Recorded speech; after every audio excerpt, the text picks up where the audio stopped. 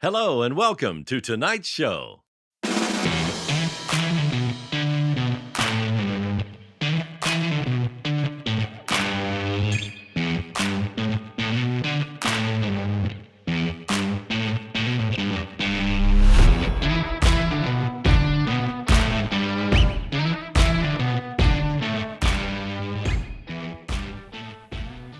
Hello and welcome to episode 189 of On the Bench, a podcast for scale modelers by scale modelers, all about scale models. This episode is being brought to you by our latest Patreon supporter, Brandon Gentry. You too can help support the show just like Brandon. Simply go to www.patreon.com/onthebench and pledge any amount from as little as $1 per month. Your contributions help with our production and hosting costs and are greatly appreciated. And all of our financial supporters get an On The Bench sticker. Alright, well before we get on with the show, let's have a quick word from our sponsor. Are you looking for top quality paints for your next project? Then look no further than the Scale Modeler Supply, Australia's hobby paint. Hi, I'm Scott, and as a passionate modeler myself, I've spent years creating the SMS product range, designing them specifically with the scale modeler in mind. We have worked extensively to develop our acrylic lacquer paint range to not only be airbrush ready straight out of the bottle, but also to be easy to use so that anyone of any skill level can create professional results with minimal effort. Just give the bottle a good shake, pour into your airbrush, and spray at 15 psi. So dive into your next project with confidence, knowing that you're backed by one of the finest hobby paints on the market. Head over to our website at scalemodeler.com.au to check out our full range and to find your closest retailer. And hello and welcome to the show. And in the studio I've got Ian. G'day Dave, g'day Julian, g'day everyone else. G'day Julian. Hello. How are we this morning, gentlemen? Yeah, not too bad, thank you. What's news? What's news? Oh, I managed to get a few hours on me Nakajima Dave Oh. since last time, so I've started to put all the anchor points for me rigging. Mm-hmm. So when Dave and I went to Ballarat last month, Oh, yeah. there was a guy selling all this gas patch 148 scale rigging turnbuckles Oh, yeah, the turnbuckles, yeah. in 148 scale. And he had an Edward set as well, which works perfect because I've had a look at the Dave and it's got these like unique style anchor points, which Edward has got. Wouldn't they parts be that are ridiculously tiny? They are small, especially the ones on the floats, on the outer floats. They're like these tiny little ringlets. Yeah. They've I mean, had I to drill imagine into it'd be them. like threading a needle or It something. is, yeah. It's going to be like threading a needle, Yeah. but it's going to. Just looking at the way these little eyelets look on the outer floats, it looks quite good, and I reckon it's going to rig up quite nicely. Get wrecked. And popped into the local hobby shop, the Hobby Man, and on Thursday night, and looks like DDA Collectibles have released their LJ Tirana in 124 scale. Ooh. But okay. So I've been looking at the Tirana because I like the Tirana. Yeah, Wait, those little wait, LJs look pretty cool. Which Tirana? Is that the That's early the Tirana? early Tirana, Okay, yes. no, I don't want that one. Look, honestly, if I got one, I'd have to do it up as Peter Brock's. Rocks. Yeah, in the old Marlboro paint scheme. Yeah. That'd look pretty cool. Yeah. It's an iconic But Australian see, I car. like the, what's it, LX, is it? Tirana? The later models. Yeah, the later ones. SLR 5000s and so forth. Yeah, Mhm. I guess. Yeah, they're coming out soon. They're But the see, next I one coming don't like the 4-door version. I want the coupe, the hatchback coupe. version. Yeah. Yeah. I'm just waiting for them to start bringing out some of the Chryslers, the Australian Chryslers. Oh, yeah, Valiants and Yeah, love to see a Pacer or an E49 or E38 Charger. RT Charger. Yeah, that'd be quite nice. so like our American audience wouldn't know about these. So Yeah. we basically have our own Charger. Yes. That's not a Dodge Charger. it's a Chrysler Charger. Yeah, that's a very different car, Mm. and it had a 6-cylinder engine in it. The E55 had the 318 Fireball. That was a 3.8. But the other ones were the 6 cylinders with the triple Webbers. Yeah, well, I mean, and And the a other lot of thing people that go, throws, 6 cylinder as a muscle car. Yeah, but those things were super fast. Also, That slant six with the triple weathers. Isn't it the only 6-cylinder Hemi? I think Like it might Hemi, be, quote unquote, with the name. Yeah, hemispherical combustion chamber. Yeah, I mean, like there's lots of modern cars have hemispherical combustion chambers. It's just it was a marketing thing at the time, right? Yep. But no, that's something I'll be looking for. Hopefully near the end of the year they might be bringing out some of the mofos. That'd be pretty cool. Yeah, I guess that's more your thing, I suppose. Yeah. What else have I seen that's new? Copper State.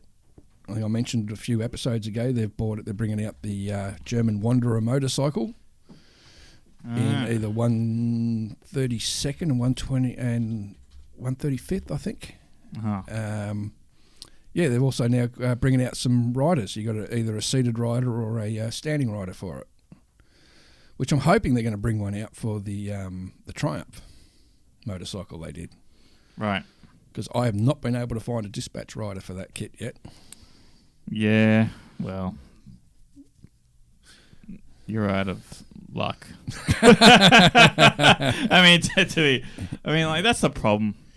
Like when you start dealing with figures, you start to have to deal with like all the different eras of, you know, outfits and helmets and sponsorships, things like that. Oh, it just goes. It's a complete rabbit hole.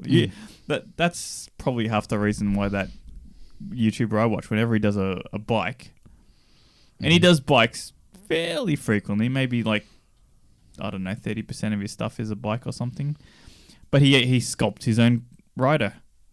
Oh, very cool. And he has the skills to pull it off, of course. Yes. Jeez. Yeah, I've been watching a few of those sculptors on YouTube lately, and some of the talent out there is pretty incredible. Yeah, but see, like, I mean, he's not even like a dedicated sculpting guy. Mm-hmm. You know, like you see those YouTubers sculpting sculptors, you know, they'll sculpt a figure and then they'll paint it up beautifully. You know, like that one Korean artist who does a lot of the sculpting and then it goes into manufacture. And then they, you know, like one of the companies out there. He's the guy who does he specializes in a lot of sort of armor. Soul figures, is it? Soul? No. He's just a guy. Right.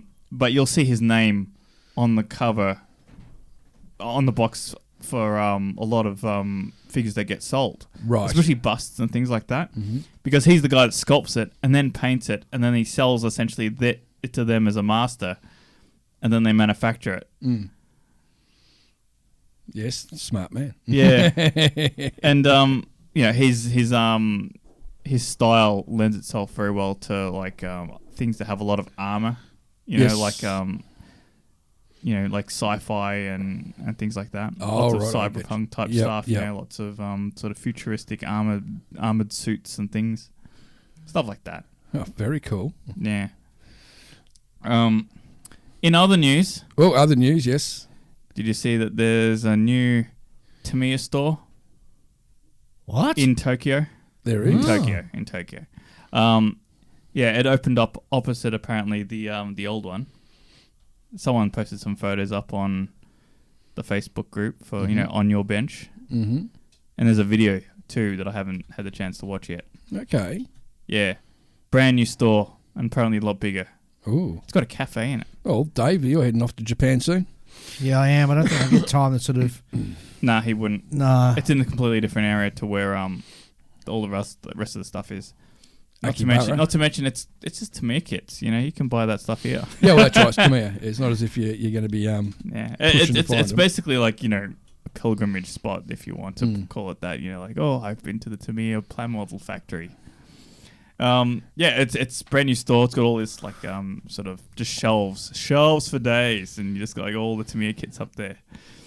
Nice. And it's got a cafe in it, like a proper cafe, not like the stupid Warhammer cafe in Akihabara, where it's just like you go in there, it's just a Warhammer store with a lemonade stand in the corner. Yeah, yes. Like a really small lemonade stand, yes. You know. Oh, did you go? Did you? Yeah, I've been there. Yeah. I walked in there. Did you do any painting while you're there? Because I noticed I got little painting booths in that. Nah, I didn't do that. I did take I thought, you know, because it's the store that sells the Wolf. What's it? Forge World stuff. Yeah. Ah. But there's no point looking at it. Do you know why? Because they don't have any box art. You have to look at you just see like a series of white boxes with names on them. You're like, a little sticker on the side of the oh, box. I'm gonna have to just Google that and See what it like, is. okay, it's that thing. I'm not gonna do this for all of them. No. You have to go in there knowing what you want. Yeah, exactly. Yes. And then find it and Yes. then just buy it. Go and buy Because a there's top. no point just browsing around. Just go in there and buy a top. Can you imagine if you had to go into like a hobby store and there was no box art, just white boxes with names? Ooh. I tell you what, you wouldn't buy much. No, you wouldn't. No, would you wouldn't actually. No. Yeah, that's bizarre. No, you'd get sick of it pretty quick. Hey, tell me, is the coffee any good there in Japan? That's the one thing I'm nervous about. I didn't think there'd be much coffee drinkers I over felt it was better than in the USA, Okay, I'm happy. Done. but they are all about the black coffee. Oh, that's all right. I'll just put some milk to it. That's fine. That's okay. Okay, yeah, yeah, they're all about the black coffee, and oh no, you can't go there either because you don't have enough time. I was gonna say, there's a building called the Starbucks Special Reserve or whatever it's called. Huge. It's like its own dedicated building. Like Starbucks is the worst coffee. No. This is completely different. It's a roastery. Like it's got like this 3-story bloody roastery you showed me inside it. pictures of this place. Yeah. And so like there's one level that sells on the bottom floor they do the coffee and they have like a bakery inside there. And then on the second level they do they have like a bar because it's like coffee infused whiskeys and things like that. Oh, I could get into that. Yeah, exactly. But see, like, there's stuff like this for like every facet of Tokyo, right? And that's the reason why so many people go there because it's just a city that's filled with stuff like this. I can't wait. Yeah, you're gonna have a ball. I am. No, he's not because he's only there for like less than 24 hours or something, and then he's I'm gone. there for 28 hours. Okay, So that's heaps of time. I guess so. Well, I fly in at like I want to say 3 o'clock. Are you gonna in the just afternoon. get taxis everywhere? No, catch a train You're going to catch a train? Okay. because I'm landing in the airport that's right in the middle of Tokyo. What's that one called? Oh, you're landing there Yeah, in Haneda Airport. Haneda Airport. Yeah, so I'm getting a hotel at the airport, and Is it one of those shoebox hotels? no, it's geez, pretty. You know, those are almost just a novelty now. Yeah, Because they're actually quite like in Tokyo, like Tokyo proper, they're quite expensive, and you just don't have any privacy except for when you're in there sleeping. Yeah. Like, In your little pod. yeah, it's like you got to share bathrooms and all that sort of stuff with all the other people. So Oh, really? I fly in at about I want to say 3-4 o'clock In the morning. in the afternoon, All right, yep. and Oh, you're gonna. and I've got a hotel booked at the actual terminal. Mm-hmm. So that way I can just dump my bags there. Then I'm going to catch a train. I think it's about half-hour train ride up to Akihabara. Akihabara. Yeah. And I'll have a quick squiz around there, and then I'll come back to the hotel, and then my flight's not until about 4-5 o'clock the following day. Well, how much time are you going to spend? Because like there's things will close, obviously. Yeah, I know. I don't mind if they close at night, so I've got all the next day to go up and have a look. Yeah, so. but certain things are open late, like Yodobashi Camera. Yeah. Yodobashi Camera is the big department store that has like full model kit section in there. Yeah, but when's that open? It's open all the time. Like it's open pretty early in the morning, Oh, that's all right. but it's open very late at night as well. Okay, perfect. There you go. Yeah, I know. So it'll be like one of the last places to close. Yeah, okay. So I've got plenty of time. Yeah. Plenty of time. And then in after all that closes, you can just hit a bar or something. Yeah. That's a good idea. I'll You see. can sleep on the plane. Yeah, well, I can sleep on a plane, so it doesn't bother me. Oh, so what's on your bench at the moment, Julian? What are you building at the moment? I'm building the Gundam. Oh, that's right. You bought some hands in this morning to show us. Yes. So the kit is one of the older master grade kits, which is in 1/100 scale, and its hands leave much to be desired. They're made out of that vinyl stuff. The flexible stuff. Yeah. It's semi-flexible. Yeah. Yep. It's not. You can't really. No. You can't clean it up. No. It doesn't. It just wants to sort of rubberize and sort of tear off, but not cleanly or anything. It's terrible. A friend of mine a number of years ago, he bought one of these what do you call them, like board games, and it came with a whole bunch of like little knight figures, and he's like, "Oh, can you paint these?" I'm like, "Yeah, okay." So I painted them, but tell you what, cleaning them up was a pain in the ass. You couldn't clean up the seam lines and huge seam lines too, because it's that rubbery sort of stuff, you know. It was crap, but I somehow managed to get paint to stick to it. Never again. So as soon as I saw these things, and in the Built Sideways podcast, they've got like a room that's dedicated to it on their Discord for this group build, and people were talking about replacing their hands and stuff. I was like, I shall call on. I'll call on my compadre Brian, and he will be able to give me some advice on hand options. So he pointed me at this guy. What is it? I don't know. What is it? Is this? Cause I can't remember what the name of the website is called. But this, I think this says high definition model or something like that on it. In any case, he 3D prints these things that he's designed up himself, and they come in all these different scales and sizes and things like that. And I sussed it out and bought the right type, because the thing about Bandai is that they have like a certain number of different hand designs that they rotate between all their kits. So that you just need to find the right one. And then after that, I picked out the right type, because there's like, of the ones that you could buy from this site, there's ones that are like open hand, there's some that are pistol grip, meant for holding guns and things, and then there's stuff that's like a fist or whatever. So I just picked the one that would be holding guns, because I want to put I want to put the pump action shotgun, because it's got like these two pump action. I don't know. I think the kit just gives you two, because like they just duplicated the sprue. Yep. But I'm just gonna put one. I don't care. Yeah. Because like the way it appears in the TV, in the movie or TV show or whatever, he's got like two rocket launchers, one on each shoulder. Yep. And that's why they've duplicated them. But because they had to put like this pump action shotgun somewhere, they put it on that sprue. And I think they put too many, right? Because you can't dual wield pump action shotguns. They're pump action. Yeah. How you gonna do that? In any case, I've got these. They're quite nice. They're multiple part. Oh, by the way, the old ones, the stupid vinyl ones, are multiple part as well, because they're designed so that the thumb and trigger finger can move. They just don't move very well. Right. They just suck. Yeah. So these ones are much better. These ones are much better, and they sort of come as like the sort of all the fingers, the inside of the hand, and then you get like a separate armor panel on the back, because usually that can be a different color if you want. Yes. If you want to do it a different color or whatever. Anyway, it's an improvement. Yep. I'm happy with it. Yeah, and that's it. I also ordered some 4mm spring. So I think it's Wave. Yeah, Wave Corporation. Wave. Yep. They sell all these springs in different diameters and things like that, and I'm going to use them to replace like these sort of features that are on the collarbone area of the. Was it Wave? Did Wave also do the Machine Krieger stuff? They have, yes. That's where I know the name. Yeah. So, big game changer was when I learned from Mr. Lincoln Wright's books that he sometimes replaces ribbed hoses and things like that with aftermarket pieces springs, that you can buy. Yep. Not necessarily springs, but springs are one option. Yep.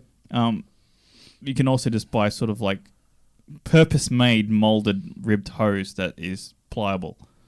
Yeah, I've seen those, yeah. And they can be a really good upgrade. It beats the old-fashioned guitar string, or just winding a piece of wire around like a bit of wire. Nothing wrong with that. It's clumsy. It's clumsy. We've now got the ability to do things quicker and better. That's right, because and we're getting too old to waste our time doing crap. That's true. Yeah. Also, it's inconsistent. It's just, some of the time, because you're winding it around something, and it's not quite the same as a ribbed hose where it's got separated ribs, right? It's not. It True. looks. It's an impression of, but it's not quite the same. And you can get away with it on smaller things, like for example the, the mask for a pilot. But if you're doing larger things like hoses on a 35th scale MAK type vehicle, it's too crude. Yeah. Especially when you get those tight corners, because when you start getting really tight corners, then your winding around wants to bunch up on the inside and then spread out on the outside. Yeah. Looks inconsistent. Right. Fair enough. What about you, Dave? What have you been plodding along Oh my God! I'm build for our club build for Model Expo, which is coming up shortly. We'll talk about model shows in a bit. Our theme for this year is everything Italian, and I'm building this stupid little Italian tankette. And I want to say it's from Bronco. It is from Bronco, yeah. And So it's got twice as many pieces it really needs. yeah, well, there's that. The tracks on a Lincoln length, which normally you'd be pretty excited about, but because the running gear is so flimsy, it's just a nightmare to put the tracks on. And it's funny, I was talking to our mate Chris last night, and I said I'm ready to put a hammer to this thing. I just had enough. Life's too short to be, wasting time. And here's the other thing.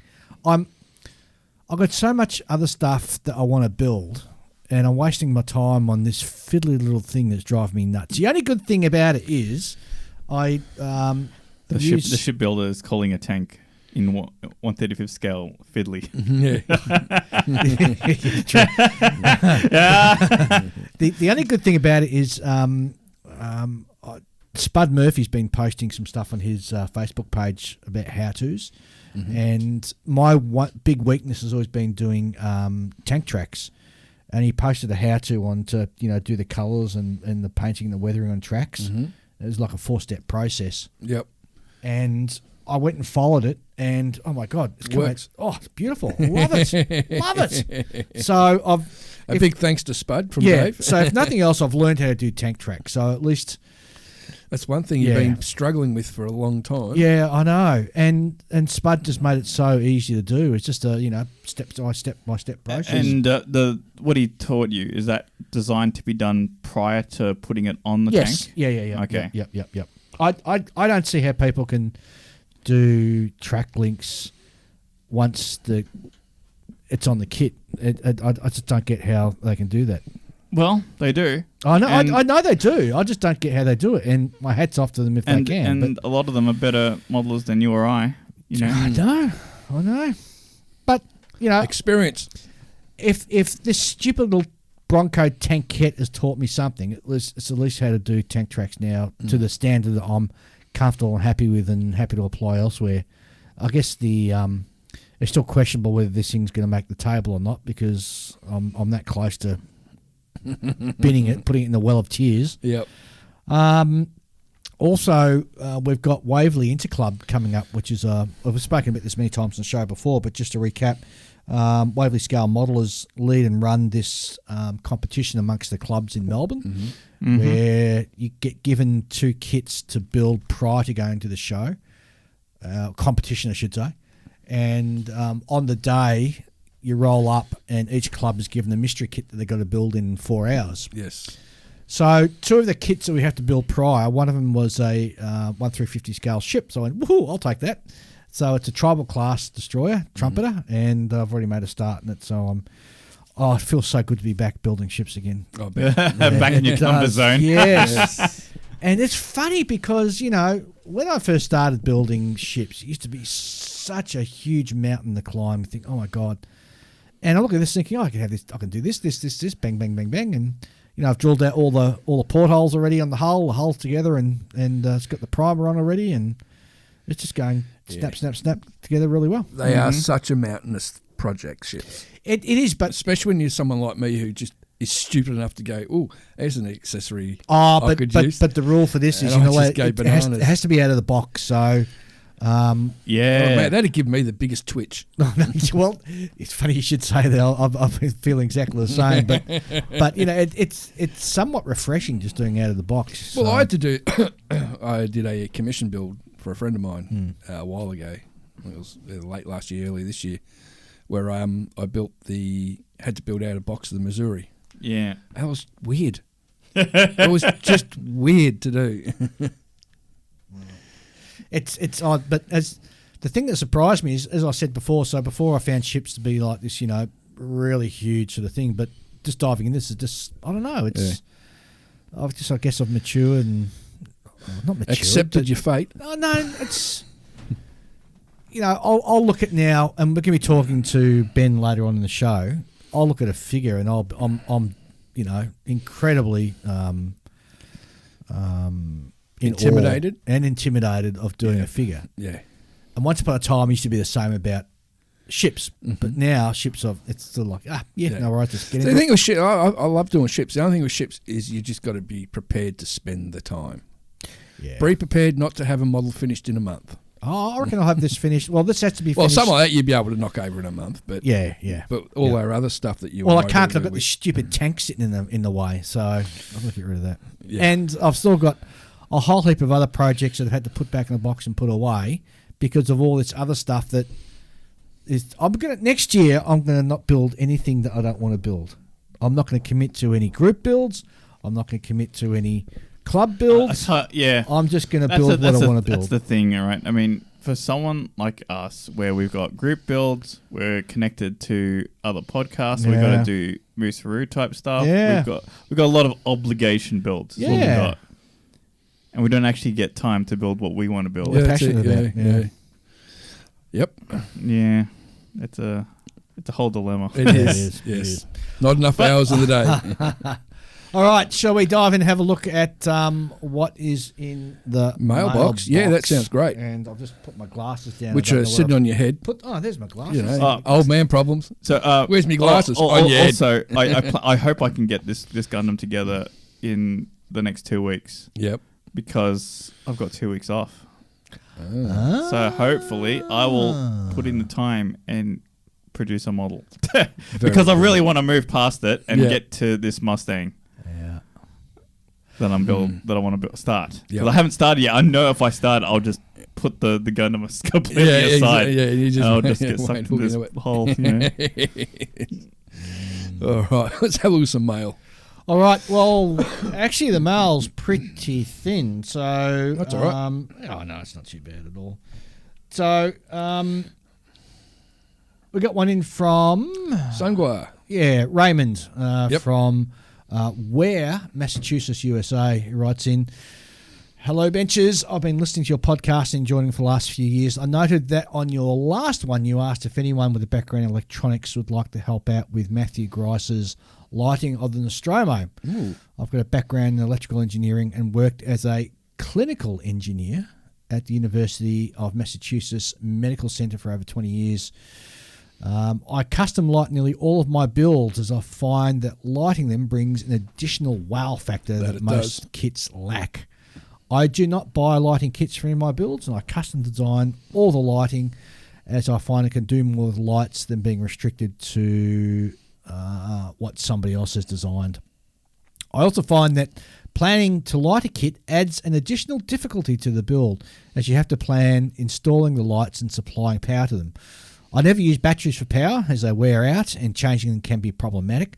I use a transformer to convert 110 volts to a manageable either 12, 9, 5 or even 3 volts depending upon what's needed. I recently posted some of my photos of my last build, which was the Artemis rocket, on your Facebook page on your bench. Oh, Yes, yeah, I remember saw that was great. And I have a YouTube channel if you'd like to see more of my completed works. These are just short videos of my finished builds, about 2 or 3 minutes long. I type in Sungar in the YouTube search, and that's spelled Sunguar. Just type that into YouTube search to find the channel, or I can send the link and also provide photos. I've always been happy to help out other modelers who have difficulty understanding how to add lights to their kits, and we're more than happy to help Matthew out with his build in the Nostromo. And I've passed this on to Matthew, so I think these guys are in touch now, which is really cool. And even better. Thanks very much, Raymond. Yeah, you're a legend, mate. Thanks for all the work you do. And I've had a quick look at some of his stuff that he's done on the YouTube channel that he mentioned, and it's really cool. Yeah. It's a good one. Next one comes in from our good mate James. Oh, yes. Who writes, poor bugger. Good day, boys. Well, firstly, I'm humbled.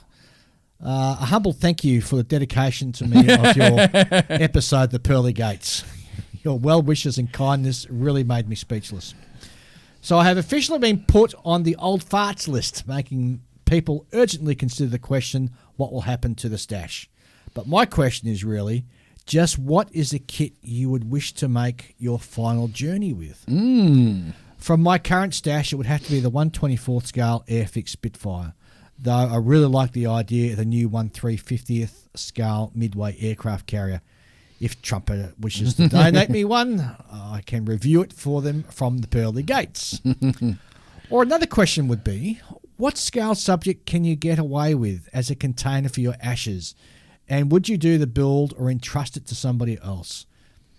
Well, that's an interesting idea, isn't it? We got. I think it was on Facebook. We sort of got chatting to this because somebody suggested, and somebody suggested for me that it should be the 1/16th M113. That's my final vessel resting place for my ashes. Yeah, the 1/16 scale. Yeah. I just want to be encased in a block of clear resin. Oh, that's a good idea. What? Hang on. Just some really stupid pose. Sorry. It's after you've been. No. Oh, your whole body. Yeah, whole lot. Yeah, just encase me in a block of clear resin and bury me somewhere so someone can find me in a couple of thousand years and go, "What the hell happened here?" You know what? What kind of pose would you do? It'd be something stupid. It'd have to be something really stupid. Well, in fact, it'd be up to me and Julian because you wouldn't know you'd probably be a finger up the nose or something like that. Something stupid. We should get an old porcelain toilet and pose him on that, and then pour the resin over. I'd like the thinking man. Yeah, the thinking man pose. Yeah. Or we'll squash him in the toilet, bum down, with his legs and arms sticking out, as if to say that's how he died. I died on the loo.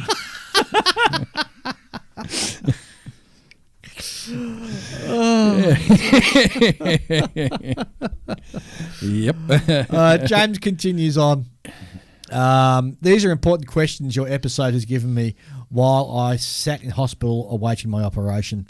It's super important for us all, even those in their 40s or younger, to ensure that you've worked out your wishes before it's too late. It's more about what you leave your loved ones to have to sort out than anything. Your model stash is like insurance, or wishes should be in writing. Your loved ones not only should know where that is kept for safekeeping, but also have a conversation about it as well. At the end of the day, we are all guaranteed that we will have a pearly gate moment, or some of us might have a more hot. Might be a bit warmer for some of us. Why do I smell brimstone? What's that smell? Bacon? Brimstone. On a brighter note, I'm up for a minimum of a triple bypass this coming Monday, which I think has just gone and is supposed to go, then a period of recovery. But I can assure you all, a model kit or a figure to paint will be close at hand throughout. I'm in safe hands as the consultant surgeon is a fan of just making conversations. Oh, there you go. Love to all, James. Yeah, and speedy recovery, brother. I tell you what, if I was in a hospital awaiting an operation, I don't know if I could have listened to that episode. I know. But it was completely serendipitous that we decided yes, to I know have that. discussion. That's part of the reason why I wouldn't be able to. I'd get up to the first 10 minutes and go, nah, this is a bit too close to home. Close to home. Close to home, yeah. Eric Cavina writes in, greetings benches. I know I should be able to let this go, but for some reason I can't. A couple of episodes ago, you talked about Rocco tanks or Rocco? Yeah, Rocco tanks. Rocco tanks, and wondered why they were chose 187 as their scale. Fortunately for you, there will not be a test at the end of this. Oh, that's good. Okay, so let's read through this. So Rocco is a model train manufacturer. Oh, that's right. And their tanks are scaled to match the most popular model railroad scale in continental Europe and North America, which is 187th, also known as HO.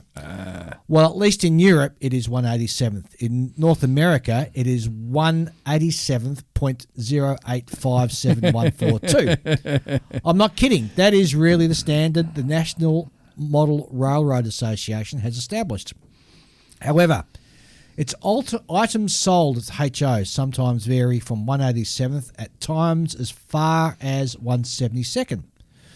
Slot car HO is a different issue, ranging between 164th and 187th scale. Incidentally, the most popular model railroading scale in the United Kingdom is 00, which equates to 176.2, but has the same track spacing as HO, which is 16.5 millimetres. Oh. Personally, even as a sometimes model railroader, I prefer scales that are given as a ratio. But then we all know those ratios are not always accurate either, don't we?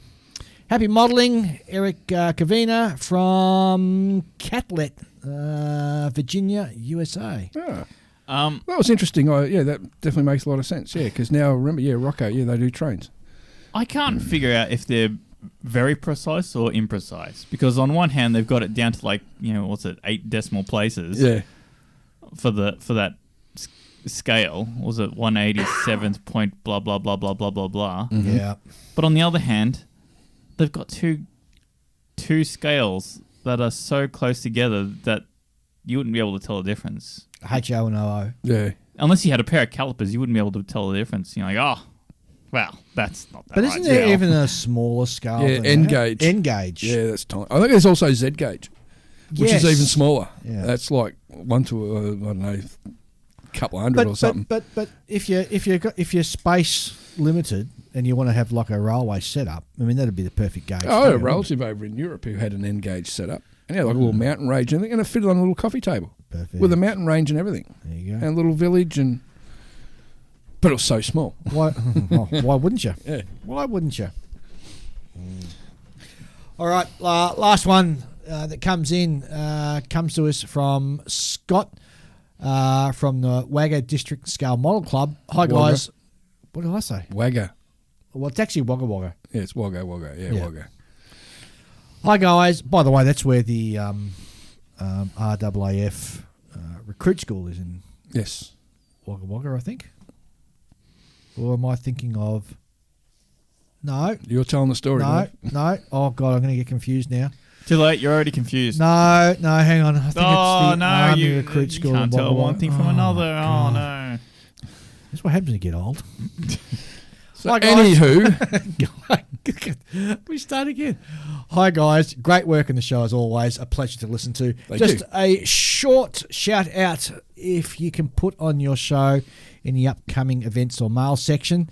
That is the Wagga and District Scale Model Club will be holding their annual show October 26th to 27th, 2024, with this year being the 38th running of the show. congratulations, guys. Well done.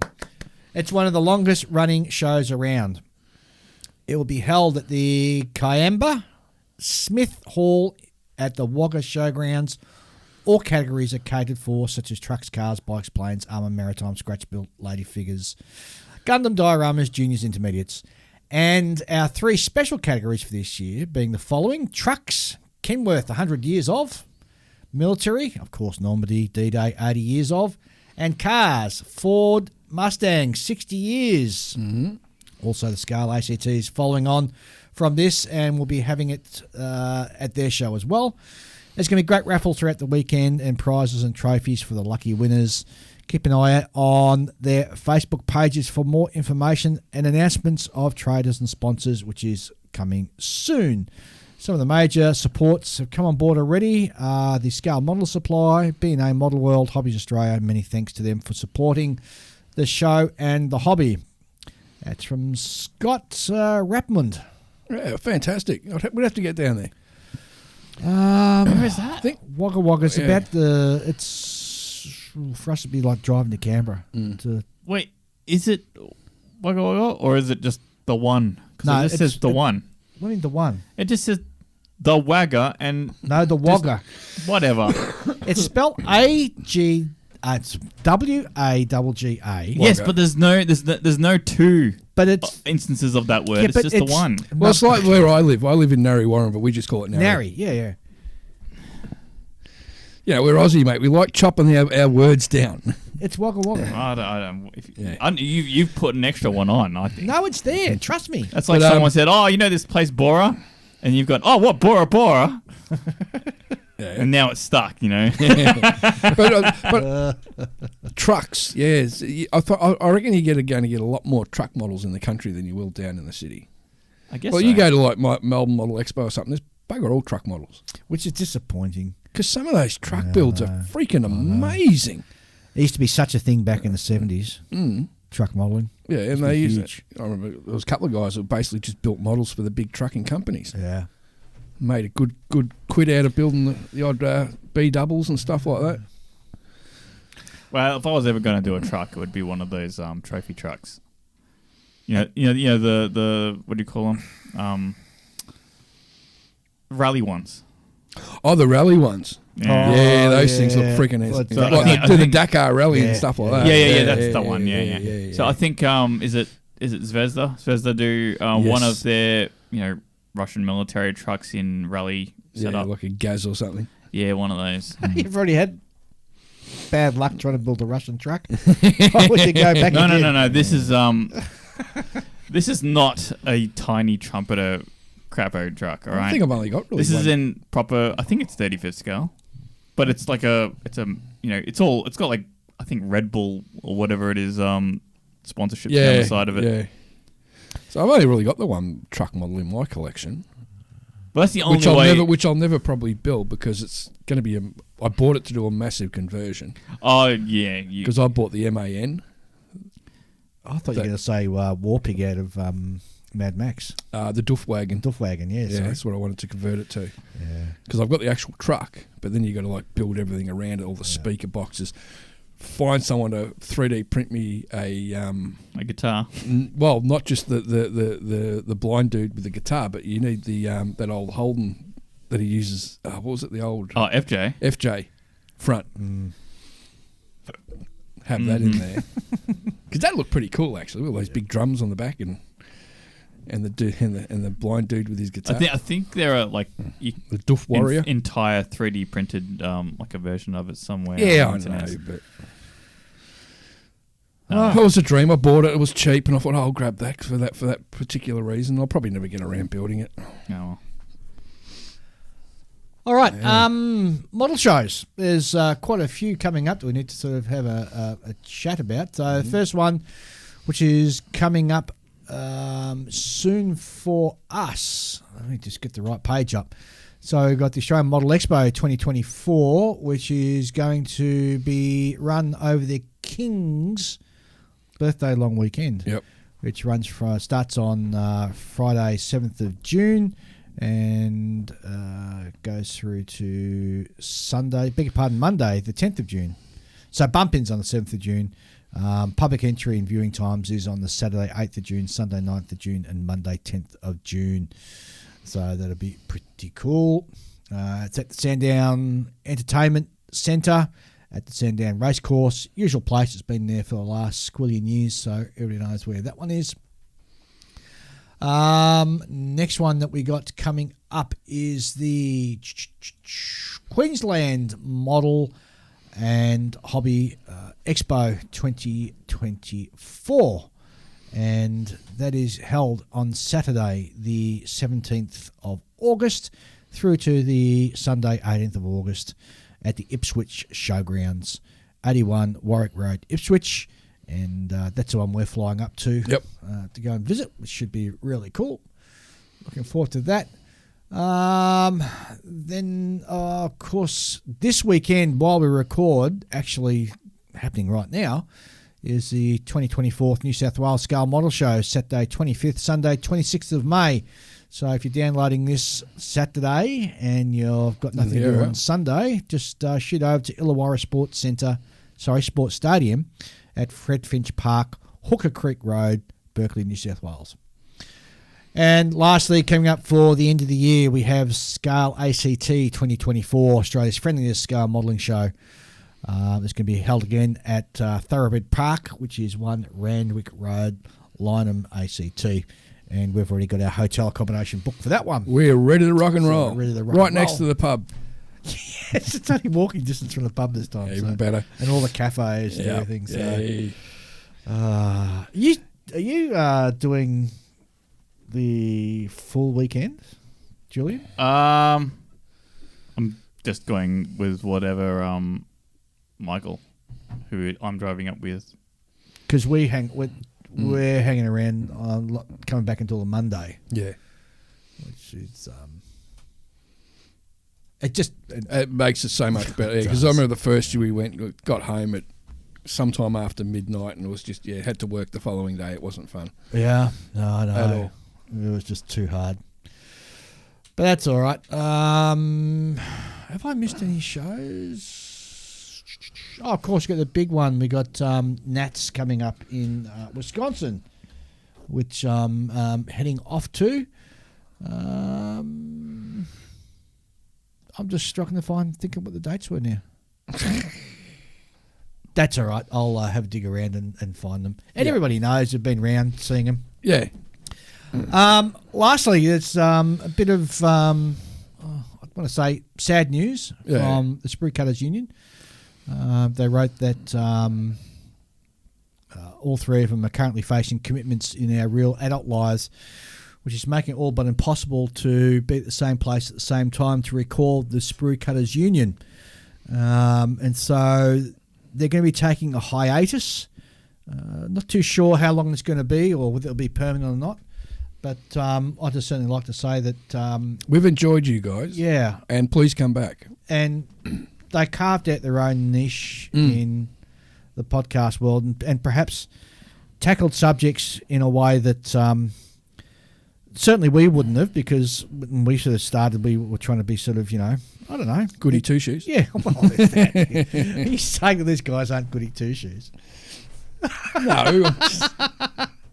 But they chose a different path, and it was particularly entertaining. They asked the questions no one else was going to. Exactly right, and they were never afraid to sort of push that boundary. Yeah, and kudos to them for doing it. It worked. It worked for their show. It did, and I think the podcast space is a bit quieter for not having them around. Yeah, definitely. I agree with they that. definitely will be missed, and we really hope that in the future. Well, hopefully they've got some special episodes in the Yeah. Well, sprinkled out over the future. Well, Chris is still going to be doing some one-on-one interviews. He's got his own separate podcast too, which he's sort of running as well. The Models of Ukraine or something, I think. Oh, well, there's that one, and there's another one where he's just sort of interviewing sort of people one-on-one. Plus, he's going absolutely gangbusters with his 3D printed stuff. I cannot believe how it's like watching. Like every day, it seems like there's a new weapon he's bringing out in 1/35th scale 3D printed, and it's been amazing. And given that the guy didn't know how to print, he's done this 360-degree pivot. Yeah, where he's gone from publisher, model manufacturer, 180-degree pivot. Yeah, because he does 1/360, he's going to get back to where he started, Dave. It's true, and he's gone and taught himself all this stuff, and the stuff he's producing is phenomenal. Yeah. So, please, guys, go check out Inside the Armour. Yep. And in fact, while we're talking about that, let's have an actual word from Chris right now. Yeah. Hey guys, it's Chris from Inside the Armour, and I'd like to tell you about ITA3, 3D printed parts from Inside the Armour. And I've got a bunch of stuff for your armour, aircraft, ship and other projects coming up. Starting out in 172nd in aircraft, we've got stuff for the 172nd Airfix ME410 and for the 172nd Airfix Bristol Beaufort, including all kinds of great stuff. On the armour side, I've gone back to Churchills, and I've got some really great additions to improve your AFE Club or Tamiya Churchills, including rear deck tools with moulded tool clamps, which massively improve over the kit details, air intake grills, and the exhaust, complete with shroud, which features all of the missing brackets and details from both kits. In 148, we've got the same stuff again for the Churchill, and this time with a few more wrinkles and improvements over the 148 Tamiya kit. In both scales, you can get WS-19 antenna sets and fire extinguishers. And in 135th, we've got radios including WS11 for your SAS LRDG or early British war armour builds, WS19 for the rest of the war for British armour builds, including Shermans, Churchills, Comets, Cromwells and many more, and post-war radios including Larkspur and coming soon Clansman. For the US fans out there, we've also got the SCR 508, which features optional boxes to go next to the transmitter unit, and a whole bunch of other stuff coming up soon. So if you want to improve your models quickly, easily and with superb detail, go on over to InsideTheArmour.com and look up ITA3 3D printed parts. All right. How about we get Ben on the phone and have a chat to him and perhaps talk about some stuff that I don't know about in regards to doing figures. Yeah, sounds like a great idea. All right. Here it is. And now it gives me great pleasure to introduce, I'd have to say, one of Australia's noted figure painters, and it is our good friend Ben Flood. G'day, Ben. Thank you very much for having us on, fellas. Hey, no worries, mate. So, Ben, for those of you who perhaps don't know you, who are you, where do you come from, and what's your background? Well, most people probably don't know me, except for just on the Facebooks and things like that. But my name's Ben Flood. I'm currently, I'm a 50-year-old fella who's currently living in Brisbane. I've been modelling since I was 5 or 6 on all genres, mainly kits and things like back in the early days, your Matchbox kits and Airfix kits and things like that. I think my earliest memory is working, or Dad helping me out with an old Monogram 48 scale B25 and me helping me out paint the pilots with the old tin of Humbrol and spilling it all down the front, down my PJs and off to having a Terps bath. But that was fun days, and I've been doing it ever since. I think the longest break I've ever taken from doing modelling of any sorts, probably around about 4 months, when I decided to jump in the car and take a little drive around Australia. So I think that's the biggest break I've had from the hobby ever. No, that would have been a nice trip. It was awesome. So, and the reason we've actually got you on the show today to have a chat to you is because in more recent times, I guess you've concentrated on figure painting, and your work is just absolutely stunning. And we just had to get you on to have a chat about it. So how long have you been concentrating on figures? My first figures probably round about 25 years ago. I ended up getting the old Halcyon Predator 2 kit and put that together and was just sort of airbrushing it with Tamiya acrylics and things like that, and then decided I need to try these oils out. So I'd been reading up on oils and how they work and things like that. Bought a few little tubes and then ended up painting the mouth area and all the dots and that on its skin textures and that with oils, and absolutely loved it and started working that. And then I got on to Verlinden, the old Verlinden 120mm figures, and just started throwing oils at them and playing with that. So I was doing oils for a long time. And then in about 2019, jumped into acrylics and haven't looked back from them. So some of those old Verlinden figures weren't too bad, even if they had like oversized hands. Yep.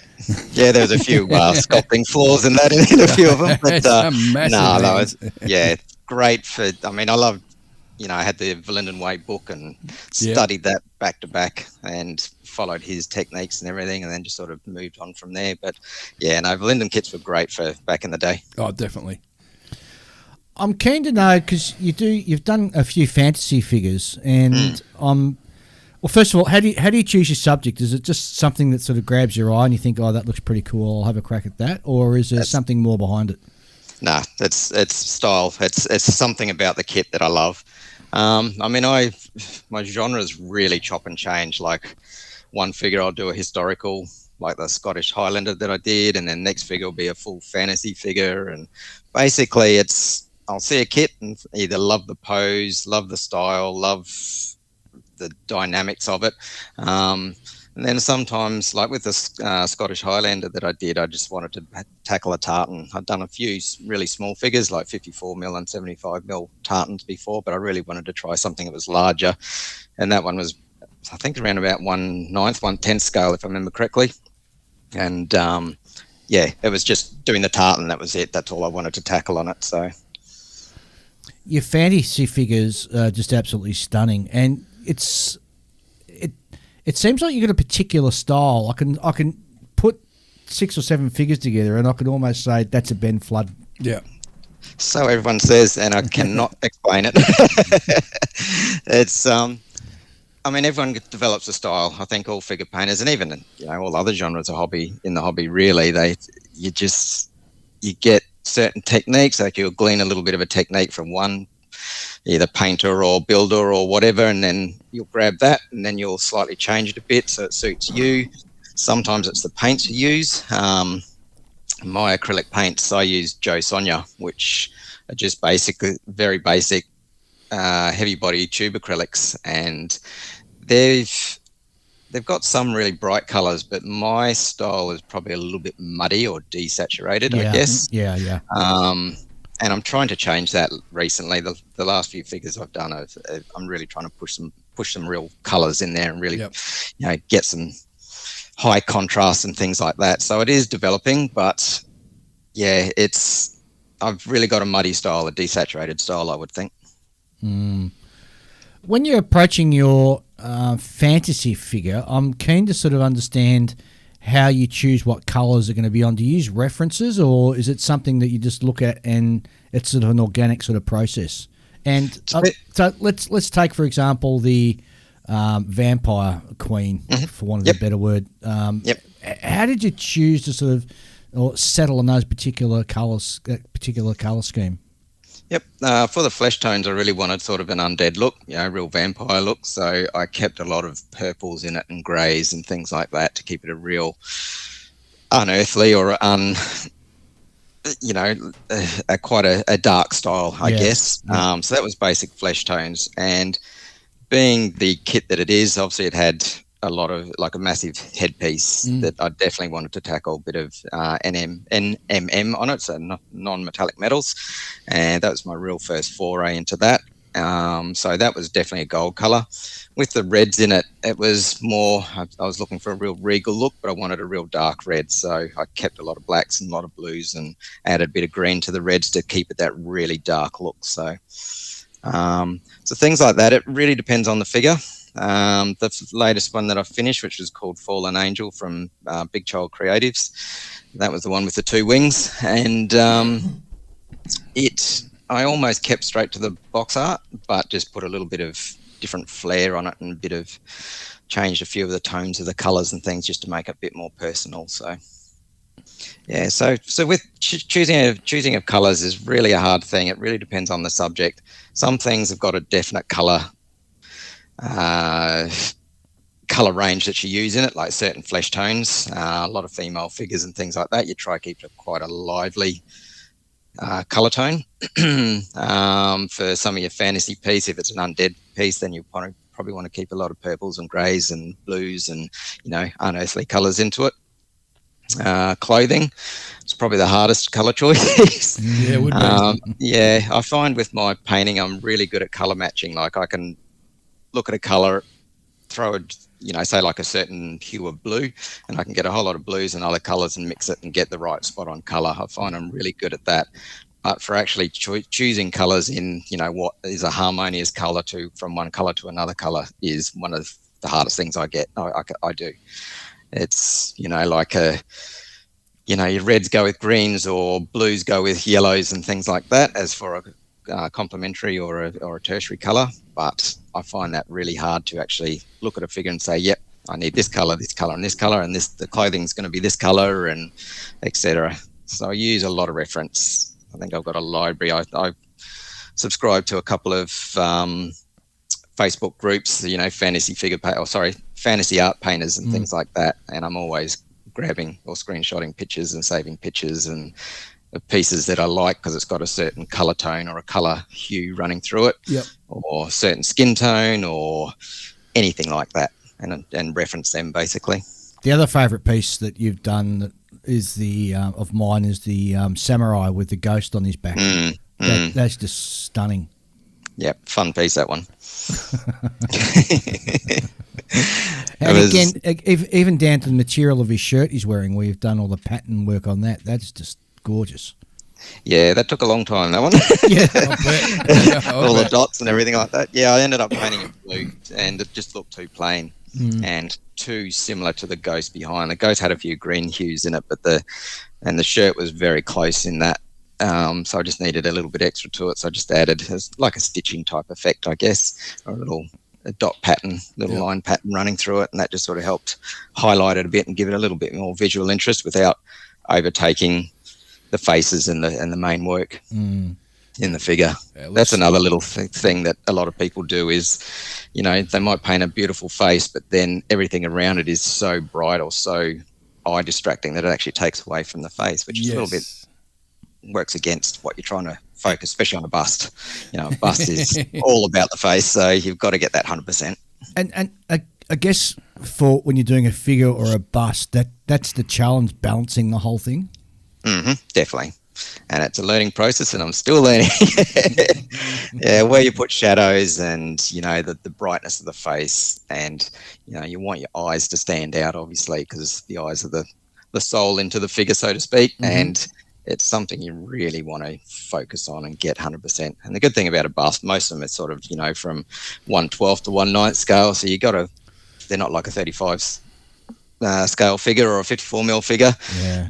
You can really go to town on eyes and get a lot of detail in them.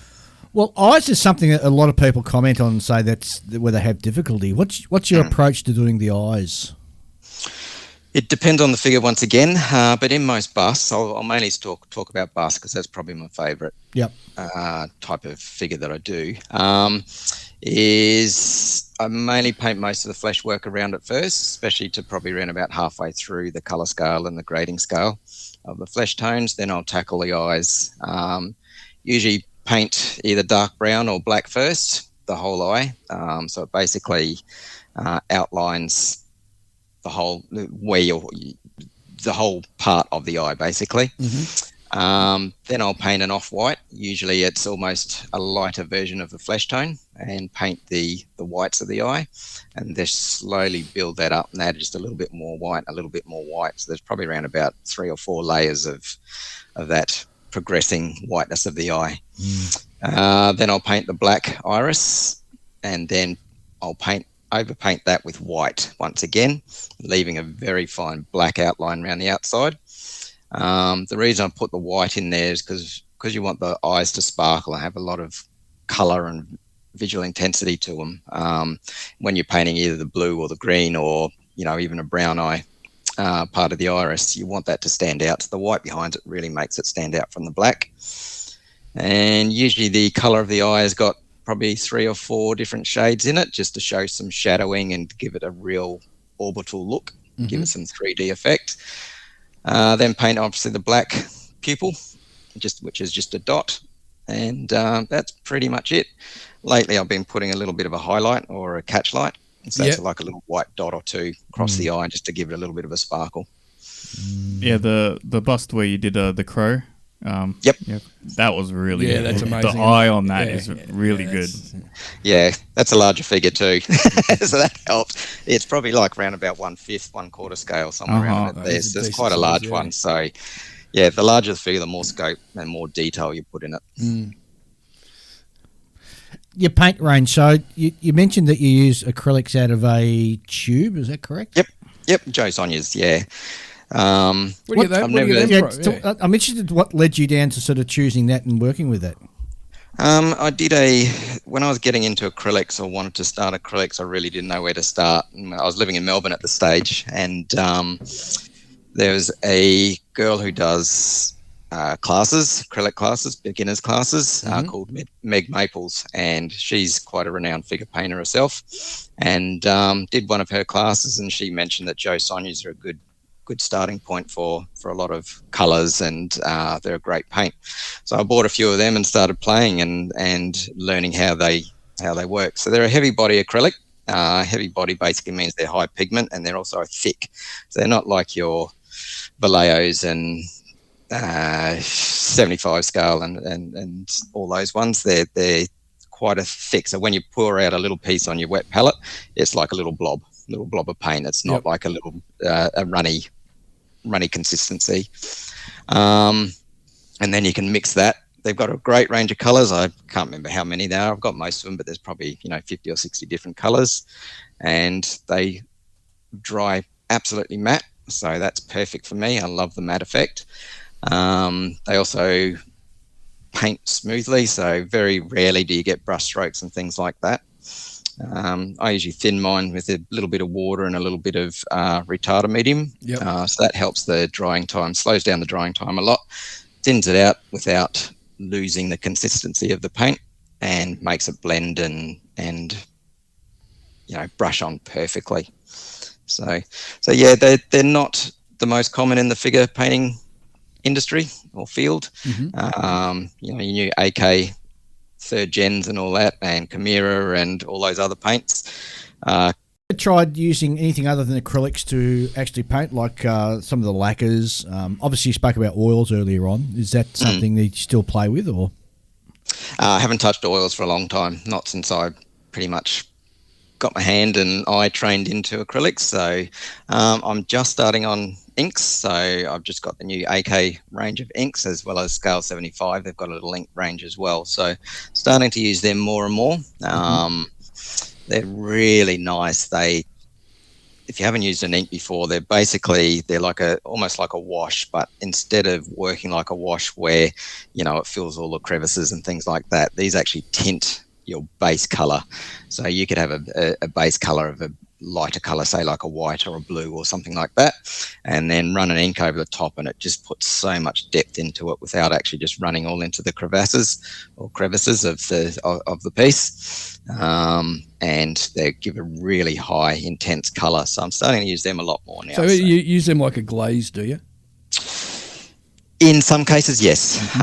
So say like you're doing a leather strap on a piece, you'll paint all your base colours, so browns and blacks, and maybe add a few little greens and things like that in there, and then you'll go over the top with like a brownie coloured ink, and it really deepens the colour and ties all those colours in and makes it more harmonious to the eye. That Meg Maples I was speaking about before, I actually saw her do wood. A wood effect on the back of a shield, where she was using blues and reds and really weird colours, and then she overlaid it with an ink, a brownie coloured ink, and it just gave the best wood effect you've ever seen. Oh, wow. It was come up beautifully, because it all tied those colours together, gave them all the same hues. So, yeah, beautiful. That's fantastic. I've seen people using inks for like weathering and stuff like that, and I'm really keen to sort of go out and get some and just start playing with them, just seeing, because I've actually started building a new ship just recently, and I want to do it, really weathered. So I'm wondering whether inks might be one of the ways I should go as well. Yeah, because they're translucent, you can see all your colours and detail work and everything underneath. It just puts a hue over the top. You can thin them down, and it doesn't break down like paint, where you get the really fine pieces of pigment sort of dissipating through the whole glaze or the whole area that you're painting. So what the inks do is keep a real uniform tone to the whole piece. So yeah, they give a really good effect. A lot of people are using them, especially in the fantasy field, where they're using certain lighting effects and things like that. Say like a spotlight coming up from below, or a green light from behind, or something like that, and using that certain color to actually form the glow effect. So that's a good idea. Yeah, I actually used it on that last piece that I did, the Fallen Angel. There's a slight red glow on her bottom right hand side, and that was done with just through an airbrush with inks, and it come up beautifully. Very cool. That's a really beautiful piece, that one too. I've seen very happy with that. People talk about the Liquitex inks quite a bit, and I haven't tried it because they're so expensive. They're so crazy expensive. Yeah, like $20 a little tub. Oh wow, that is super expensive. Yeah. I mean, it's probably a lot of like volume wise. Like you probably get more of that than you would any pot of paint from any right. But just to get one color, and they're like very elementary colors. They're not sort of modeling specific colors, right? So it's like your red, yellow, white, blue, that kind of thing. So you would have to buy minimum 3 just to get started. Yes. That's a $60 entry point, so it's too much for me to try. just picked up a set from SpecMod Models of the AK inks, and that's a set of 12, if I remember correctly, and that was like $70, and which, you know, it's a good deal, and you can use them for all sorts of modeling, you know, figures and ships, cars, or not so much cars, but you know, any sort of weathering and things like that. So it's more a versatile range. So Julian, have a look at that. They're a good range. Okay. Do you a lot more affordable. Do you thin your inks down, or you just put them straight out of the bottle onto the subject? I've never used them neat, I guess. I've always thinned them out, so just a little bit of water. I find that as I'm still only learning on them, so I haven't used them a great deal, but yeah, I find I thin them out, and then the colour's just a little bit too intense at the moment. So, yeah. I'm going to have to give them a try. Give it a crack, I think. It looks like Yeah, it. they're beautiful. They're really, really good to use. They take a little bit of playing around with, but you just push it around with your brush, and if you're not happy with it, just you can just wash it away with water. Yep, pretty much. Pretty much. I haven't actually tried removing it with water. It'll probably stain the paint underneath your base coat. Because they are quite intense. So, well, that's an interesting question. So, as you're building up your work, do you like put the base layer down and put a protective sort of coat of? I don't know. Oh, okay. No, not like a lacquer or a satin finish or a matte finish over top. No, I used to with oils. I found oils, you get to a certain point, and when you're putting thinned oils over the top, sometimes it would lift the lower layers. So I tended to put a matte varnish over the top, and that would sort of help. Also, with that. Dave, with regards to like figures, you don't have any decals under there that you need to worry about obliterating. You know, so you just go straight over the top with the color that was underneath it if you're not happy. Yeah, but if I put like 20 hours of work into it, and then I was doing some final weathering or something on the figure. Yeah, figure painters don't think this way. Yeah, well, I do. Wash it off.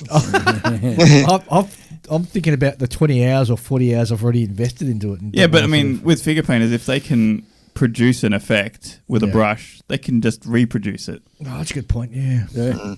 Yeah, there's always touch-ups. I mean, the thing with weathering and things like that, and acrylics, if you don't like it, wash it off. Yeah. Just basically get another brush that's just dampened with water, and you can pretty much wash it off before it properly dries. So you do get a bit of working time with acrylics, especially if you're using a little bit of a retarder medium with it or something like that.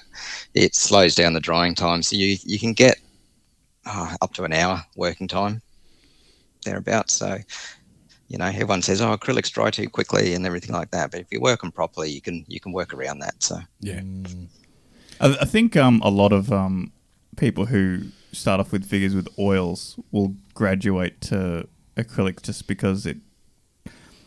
If you get skilled enough, you can just get to that point where everything's so much faster, right? You don't have to deal with the drying time. Yeah. The main reason I jumped from oils to acrylics basically is everyone else was doing it, so I decided to follow the field, which I do a lot of. But anyway, but no, when I was doing oils, I had my own hobby room, and it didn't matter about the smells and terps and everything else. So that was fine. But when we moved to Melbourne, we were only in a small rental, and I couldn't have all those high smelling paints and thinners and everything else, so I just jumped to acrylics because there's obviously no smell at all, and so I can have a little corner in the bedroom and model away to my heart's content without any of the smells and things like that. So very cool. Yeah, plus I find you can get some really high intense colors with acrylics more so than oils. They're two completely different mediums to use and two different mindset on how you use them. And I have recently seen a lot more figure painters tending to go back to oils, which is quite interesting. So it is, yeah. Not sure why, but some people are moving back. Do you make your own bases, or do you? I was just about to talk about bases. Used to, not so much anymore. There's a fella up here in Queensland called Jim's Bases, and he turns up a whole lot. He's always all at our Queensland show and our figure club, And so I buy most of mine from him now, and he does some beautiful work. All Yeah, wood I turned. just having a look at some of the bases there, and they're absolutely they're really interesting timbers and what he uses. Yeah, my thought is your base has got to be as good as your figure. It's Exactly. You want it to highlight the figure without overpowering it. And I know a lot of people, especially fantasy figure painters, just use a straight black plinth, which, in most cases works nicely. But my dad being a carpenter and everything else, I've always liked working with wood and the wood grains and things like that. So I tend to put that a lot into my figures as well, with in the plinths for my figures, I should say. And that's what intrigues me. I'm interested to try and drill down and tease out how do you sort of arrive at what plinth is going to be, or what base is going to work with the actual kit? Yep. Size is the first thing. So you don't want a plinth that's too big or too small.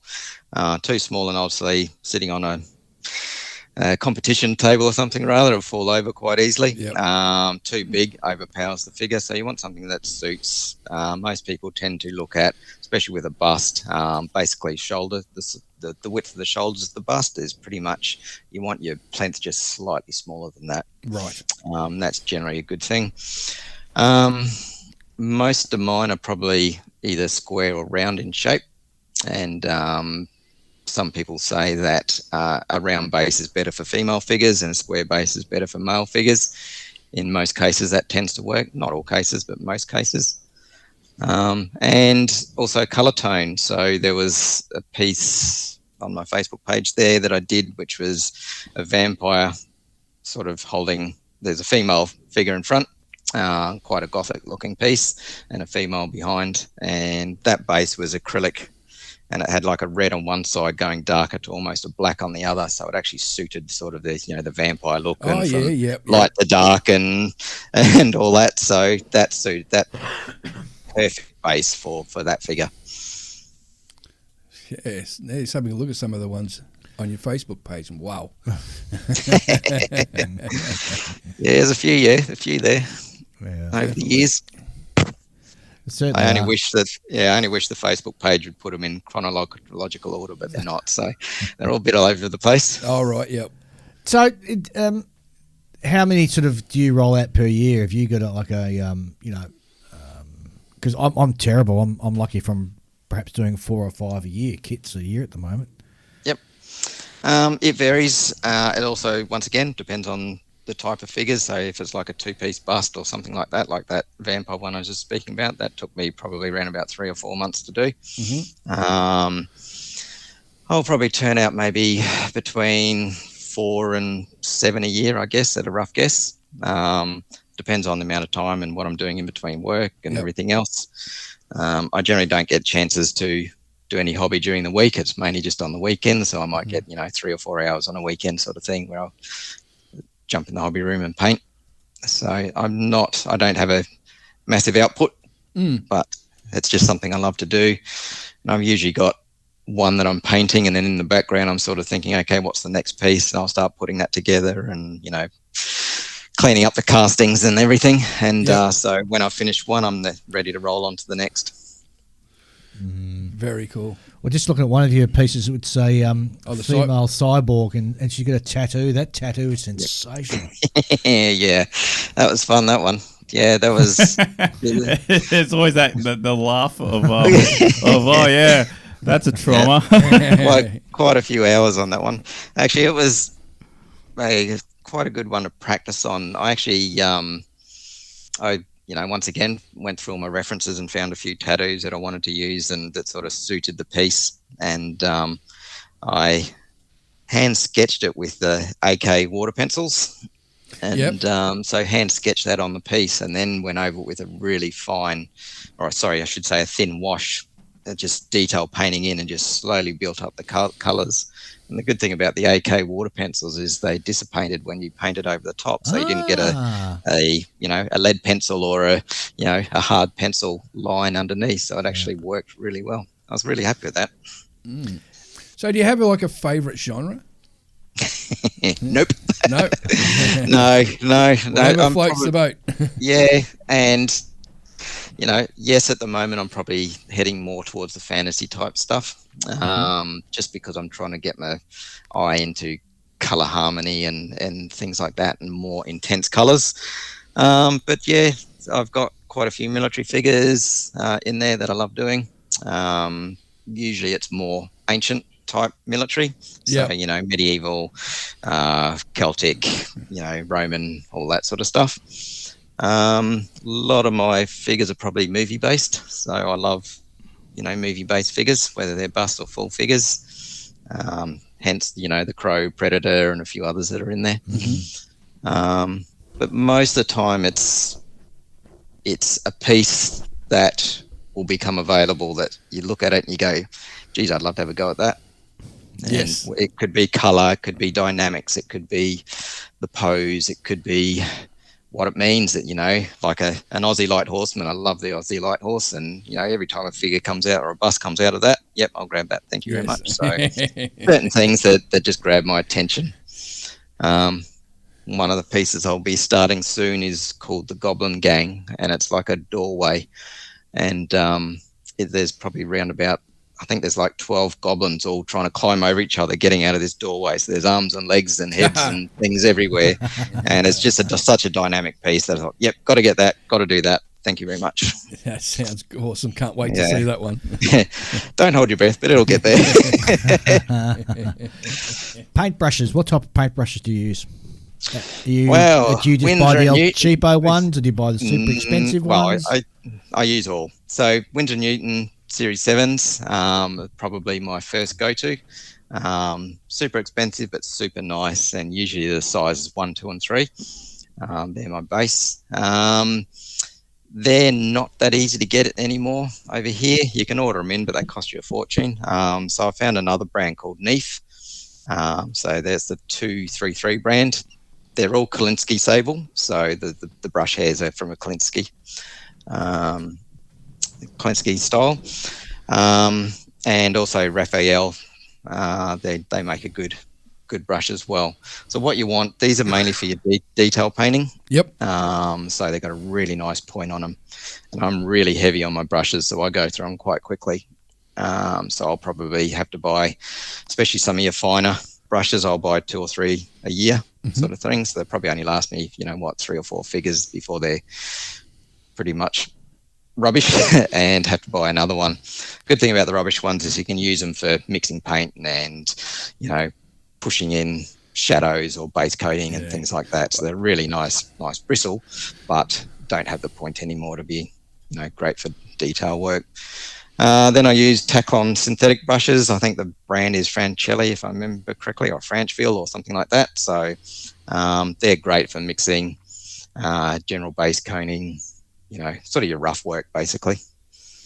And then an airbrush. I use an airbrush occasionally, mainly for base coats and things like that. So I've just got a cheap, I think it's Runway 13, I think the brand is. So I think it's an Aussie brand. Yep. And that's easy. I don't do detail work and things like that. So there's no real mottling and what you put on the side of an aircraft or armor piece or anything. So I don't need a super fine airbrush. That's just the way I work. It's just for basic shoving paint on in a broad area that you want smooth, basically. Oh, yeah, makes sense. So you don't really have a view of like natural fibers against synthetic fibers. Yeah, Kolinsky, definitely. They're natural fiber. So they're what you get in your Windsor and Newton and your Neefs and things like that, brushes. So they hold a great point, beautiful to use. They hold a nice bit of paint. So you can actually, just load up the point of the brush with paint and just use that. So a couple little points with those, always clean them afterwards or clean them after, a couple of weeks of using them with soap. Brush soap, and just to keep them, nice and supple, because they can break down, especially in the Queensland climate. They can break down quite easily due to the humidity. Yeah, definitely. Yep, and make sure they dry out properly. So don't put them in a closed container after you've used them, because they'll just stay wet and get mouldy and break down quite quickly. Yes. What is your preferred way of cleaning? Somebody once said to me, just use the old. You know how you can get shaving cream in like a tube or in a jar, And Yep. I've been told to use that. Okay, haven't heard of that one, but could it work? Yeah, probably. I don't know what it's like on the fibers of the brush itself. So Dave, most people just use like I forgot what the brand is called, but there's a very, very, very, I've got a couple of common like soap kind of thing that's dedicated for brushes. It's Yep. super cheap. Yeah, that's what I use. I can't think of the brand at the moment either. It's the one with like the sort of cream, the sort of skin tone colored little tiny. You can get them in a big jar. Actually, it'll last you for your entire lifetime and probably someone else's as well. Yeah, that's it. Yeah, no, that stuff's good. I usually clean my brushes properly after every figure, depending on how long the figure's taking, obviously. If it's a long project, then I'll probably clean it 2 or 3 times during that process. I know some people who clean it after every use, or after every sitting at the bench. That's a bit excessive for me, but, it could work. I feel the same way about people cleaning airbrushes. It's fine. yeah, exactly the same. Yeah. But no, I definitely use that brush soap. It helps keep the brush or the bristles on the brush nice and supple and usable, and keeps a point to it. Like you run it in the soap, wash off all the excess soap, and then give it the old lick, and just to keep the point, and then put the little cap on. So never throw away those little plastic caps that come with your paintbrushes. Yeah. And when you throw your brush out, keep the cap. That's it. Yep, got a whole lot of them somewhere. I keep losing them. I don't know where they disappear to. I'll what put I do it is down. I have a little container on my bench. Ah. So whenever I take the cap off, it goes in that little container. So I know that I'm not going to lose it. I have a place for those sort of things in my drawer, and they still some just evaporate. Someone's taken them. Plastic straws, if you can find them anymore, you can use them as well on most brushes. So, Yeah. That works perfect. Yeah. Ben, your work is, as I said, it's absolutely superb. And any sort of plans to sort of take it outside of Australia? Oh, look, I'd love to go to some of the shows overseas. I personally don't think I'm good enough for it. I think you're selling yourself short there, mate. Oh, thanks. No, that's the creme de la creme of painters over there. Your Monson and SMC and places like that. But no, there's actually a massive uptick of Aussie painters coming out at the moment. Dave Colwell is one name I'll drop. He's a Melbourne fella, and he's one of the best painters I've ever seen in my life, and he's an Aussie fella. He's absolutely stunning, and he hasn't been in it all that long from what I know of, but see that I don't like him because you said that. He's a natural. No. Stunning work. Yeah, stunning work he does. Nothing like being a natural. But I'm finding there's a lot more groups coming out, starting up over here. There's a statewide a statewide groups starting up. There's one in Sydney, one in Canberra, one in Brisbane, and one in Melbourne, and they're called the Painters Guild. And so they're mainly probably more wargaming type figure painters who are trying to get into what they call display painting. So that's what I do, where it's not for gaming or anything like that. It's for display only. Mm-hmm. And so they're venturing in that. So there's two sort of genres of figure painters in a general sense. One is people like me who have come from a military side. So, love your old tanks and aircraft, ships, cars, all that sort of stuff. And then get into figure painting and generally paint more realistic type stuff, I guess you could say.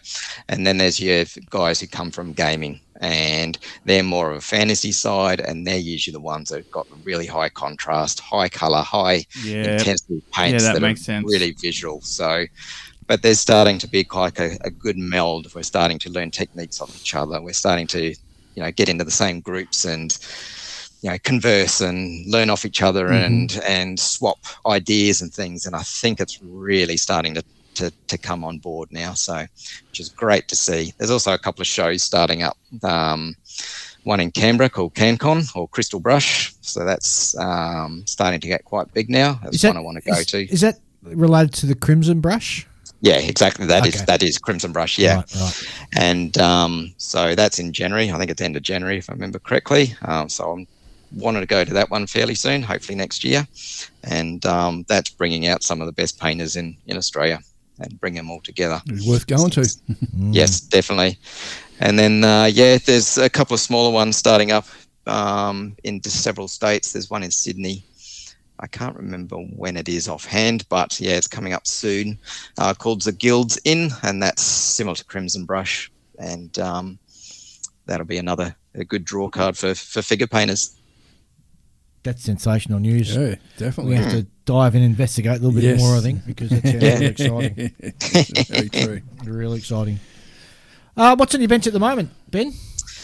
I've just started a figure from Life Miniatures called a Necromancer. So it's a bust of a Celtic type female that's got a big staff hanging over her shoulder that's all full of skulls and vertebrae and bones and things like that. And it looks like she's doing some sort of spell or incantation or something like that. So I've just started laying down the skin tones on that. So I'm going for really pale and pushing some colours, so the front of her will have some sort of glow, whether it's from a fire or whether it's from the end of a staff, and behind is like moonlight. So testing my skills a little bit here, but I'll give it a go, give it a crack, see what happens. A nice lime green glow would look good.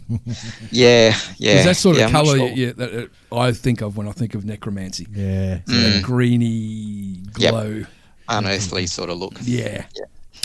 Well, we're going to be up in Queensland for the show in August. Beautiful. So excellent. Catch up with you and have another chat to you when we see you up there. Yeah. You'll catch me there. I've just been speaking to Dave DeRuyck, the president, and trying to organise myself a table for myself where I'll have a whole lot of my figures out and just be sitting there painting all weekend. So if that all works out perfectly, then come and see us.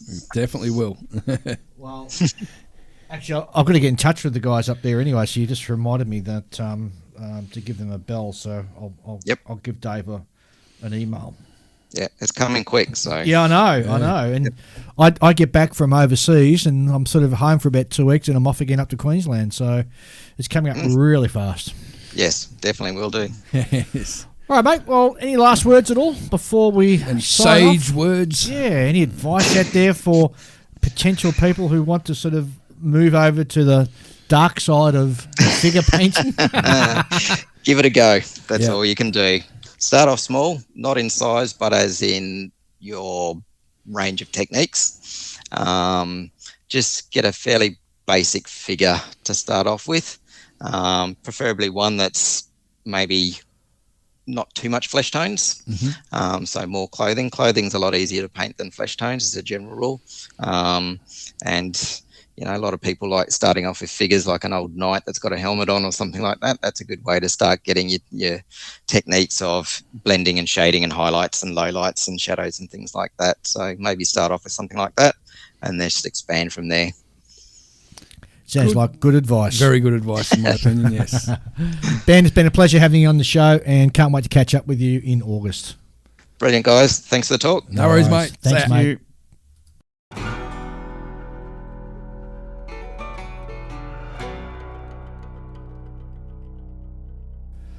Well, that was a sensational discussion with Ben. Oh, such talent. I wish I could just push myself to do It'd be like starting from scratch, to be honest. And that's what scares a lot of people from our side of things off figures, is that it's like starting from scratch. And it's interesting to hear the medium that he's using, that acrylic in a tube. Yeah. And that concentrated stuff. That you can get from Spotlight. Oh, yes. Which is just like some generic paint. That, like you expect someone who pulls off such really awesome figures uses some specialty paint from Europe or something, whereas he's just getting the paint from Spotlight. Yeah. And just getting these amazing colours out of it. And the other interesting thing I picked up on is that the Painters Guild, where all these figure groups sort of getting together, and we need to dive in and find a bit more information out about that. So. Yeah, me too. I'm pretty keen on because I'd like to really bump my skills up on that. Well, we've all got, some very expensive busts and things do in we our... ever? in- No, I don't. and we I've got got a no huge- skills with which to Yeah, I paint know. them. That's my problem. I go to these shows and I go past like spec mods or something like that, and there's nothing for me to spend $500 at spec mods at a show. It's like, oh, I'll grab that one. That looks really cool. Don't know how I'm going to paint it, but I like it. I'm going to grab it. Exactly. See, I've only got one bust, but you You got that elf dude, haven't you? That dark elf. Yes, you do. I haven't finished that. It's still sitting in my Because I made the cart. base for that, didn't I? Yeah. So it's stuck on the base already. Oh, cool. Yeah. I just haven't painted the rest of it. Like I've got like airbrush work on it, and that's about it. That could be your D kit for the club. No, I can't. Dark. Yeah, D for Oh, dark. Dark Oh, elf. yeah, I suppose. yeah. I suppose you're right. Don't go there. Anyway, I'm trying to ignore it. Yeah, what I was going to say is I've got the bust from The Witcher, the character Ciri from The Witcher. Oh, yeah. Yes. There's Gerald, whatever his name is. No, that's the main character. This is the female sort of younger character. That's Right. the one that sort of Oh, that blonde girl, whatever. Yeah. Young blonde girl, yep. yeah. And it's the incarnation from the games, so it's got Right. all the correct sort of shirt and armor and not armor, but sort of belt and things. Yep. But I want to do that really well, and when we were interviewing Ben. he said, "Oh, with the busts, it's all about the face," and I'm like, "Damn it, that's the part I hate." Guess that. Yeah, I had no intention of building that anytime soon, but it just went back another 5 years. It's one of the things I enjoy the most because I'm a huge YouTube watcher at the moment. So am I. And I find it more entertaining than normal TV. I've got and I watch it on my television because I find generic television in Australia is garbage. There's nothing on that's worth watching. So my TV is basically YouTube or streaming. And I can sit there I've been home cooked for the last few weeks because I've got a bit of a chest infection, which I'm finally getting over. I could spend a day just lying on the couch when I was feeling crap, just doing nothing but watching modelling tutorials and watching some of these figure painters. Yeah.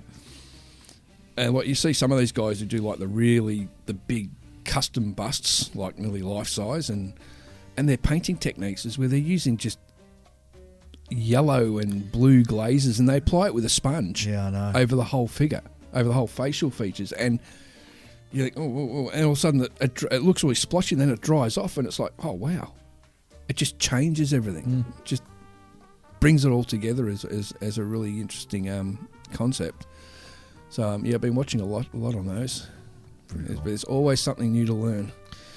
There is lots of new stuff to learn. All right, gents, let's bring this home. All right, everyone, have a great 2 weeks. We'll be here in 2 weeks' time. Enjoy your modelling. Will we be here in 2 weeks' time? Because I don't know. Maybe we will. yeah, We've been here for the last 2 weeks every time. I've got to look at the dates and see what's happening. So Yep. Cool beans. Yeah, don't look at me like that, Dave. I don't have anything to say. You don't. Well, I do have something to say. A huge thank you to all of our Patreon supporters. Don't forget we have a On Your Bench on Facebook, so you can. There's always some great builds coming up on there. Yep, fantastic. And don't forget, if you want to write to us, send us an email to onthebench64@gmail.com. That's onthebench64@gmail.com. And also, don't forget, there is a whole heap of other fantastic podcasts out there. Yes. Just go to podcast.com and you can find a whole host of really interesting other podcasts to click on and listen to. Give them a listen. Give them a thumbs up on your podcast app that you're listening to, because it helps lift all of us up. Mm-hmm. All right, that's it from me. No worries. No worries. I'll see you in a fortnight, mate. Bye. Bye-bye.